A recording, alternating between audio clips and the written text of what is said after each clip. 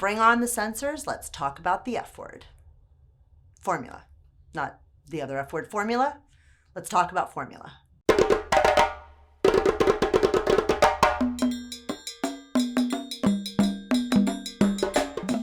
Welcome back to Tit Talk, Bosom Buddies. I'm super excited to be back today because we need to talk about formula. There are so many different facets of this conversation that need to be had. And today we're going to focus on the one that seems to be the most pressing, which is how to safely prepare formula, especially for babies who are under 2 months of age.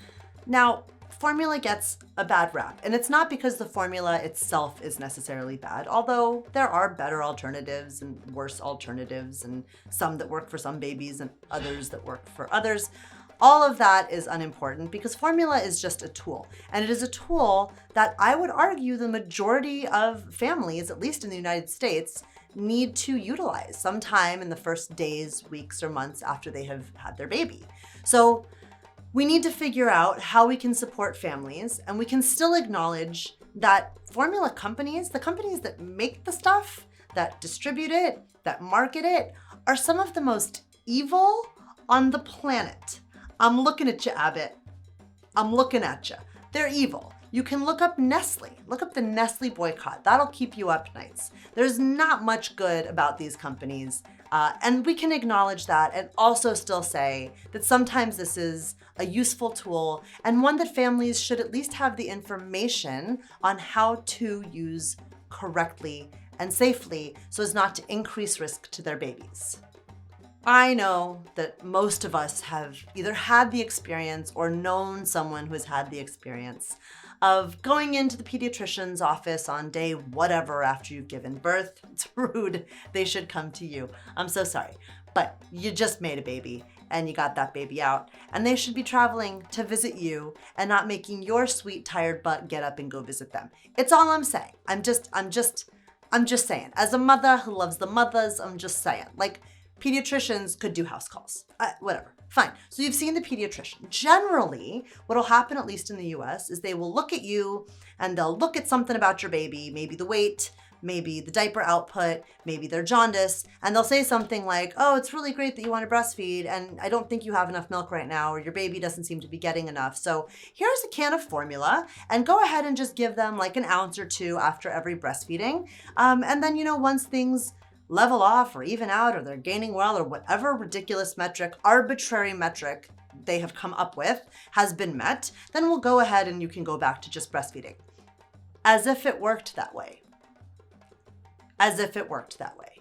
What they should be doing, of course, is saying, I'm so impressed that you are taking our recommendations to breastfeed your baby. Let me refer you to a specialist, a lactation consultant, who can help you figure out what's going on, and we can make sure that all of the needs are being met, feed the baby, protect the milk supply, get the two back together. It really should work that way, and it doesn't.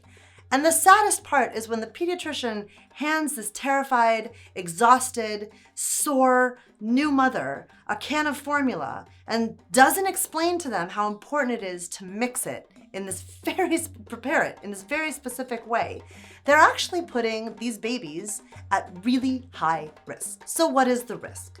You can look up on whichever search engine you like, formula recalls in the last year, and you'll find at least a few. And it's not like there were a couple of cans. There were whole lots that were recalled, which means thousands upon thousands of babies had that formula and should not have, right? Things like insect parts and rodent parts have been found in formula. Salmonella infections have been traced back to formula. And the super fun bacterium called Chronobacter sakazaki. Say that 10 times fast before you've had your morning coffee after you've been up with your baby all night long and you might have an aneurysm. I don't recommend it. So Chronobacter sakazaki, at least according to the CDC, it only happens 4 to 5 times a year. That's how many cases we have a year. However, even the CDC in the next sentence says, yeah, but we don't know if that's accurate because no one's required to report this. What Chronobacter sakazaki looks like when it's making a baby ill is fever, lethargy, an uninterest in feeding, basically the same signs of every cold they ever have. And I guarantee you that no one is testing all of the colds that these babies are having. So there is no way to know just how many babies are being made sick and potentially killed by this bacterium, because yes, my friends, it can kill a baby. In fact, this year alone in 2022, it is responsible for, it seems like, at least 2 deaths, 2 neonatal deaths, and a number of recalls, and possibly the formula shortage. So yeah, it kind of matters. It matters so much, in fact, that the American Association of Pediatrics and the CDC both recommend that if you are going to be formula feeding in the first 2 months of your baby's life, that you should be choosing a sterile premixed formula. And that is cost prohibitive for most people. Most people cannot afford to exclusively feed their babies sterile premixed formula. The shit's expensive. And that's including all of the hundreds of thousands of WIC participants in our country who rely on this government-funded service to help supplement the formula feeding. It gets real expensive. We could follow the money trail and figure out who's benefiting from this, but I don't think I have enough energy in me today for that. We can save that for another time. So now you have a baby who needs formula, and perhaps the sterile premix stuff isn't an option for a number of reasons, right? It could be money, it could be availability, it could be that you have a baby who has an allergy to dairy proteins or to soy proteins, and so the only options are either dairy or soy. There are a number of reasons why this would not be an option for most people, and so they end up having to use powdered formula to feed their newborn babies. Stick around, because right now I'm going to show you step by step how you should be mixing powdered formula for your newborn baby to minimize the risks and make sure that they're as safe as possible. Let's go. Start by filling your kettle or pot with clean filtered water. Then turn on the heat.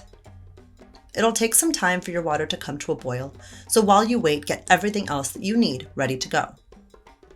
Unlike breast milk, formula can't fight germs, so you need to be extra clean.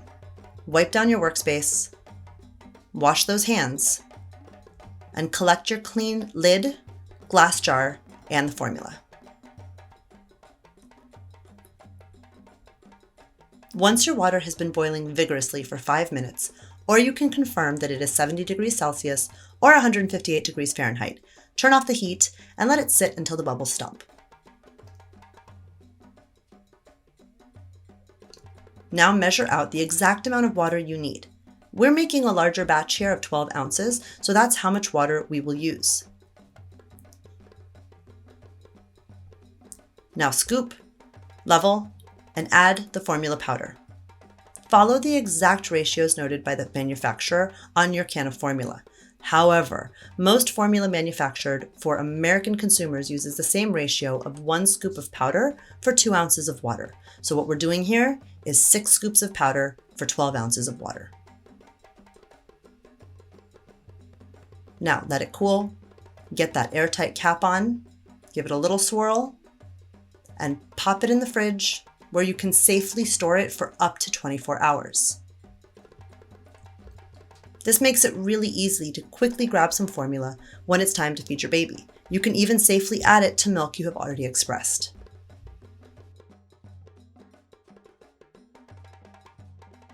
All right, people, so that is how you safely mix powdered formula for a newborn baby. I would argue that it makes sense to continue to make it that way as long and as often as possible during your baby's formula feeding experience, just to help to continue to minimize those risks.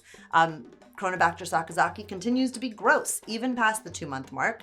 And the human gut, as far as we know, seems to be done developing between 6 and 8 months of life. It might make sense to hold off on standard mixing and do this until we know that the gut has sealed and baby's immune system is a little bit stronger.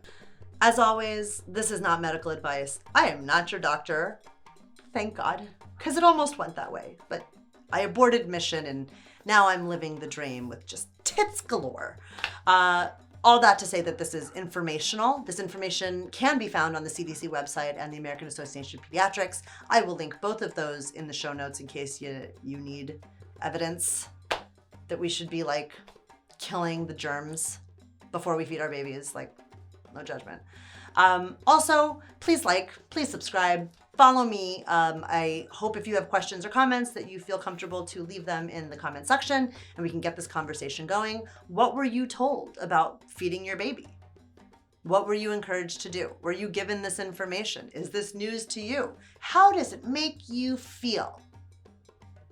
Makes me mad that this doesn't get explained. Pisses me off.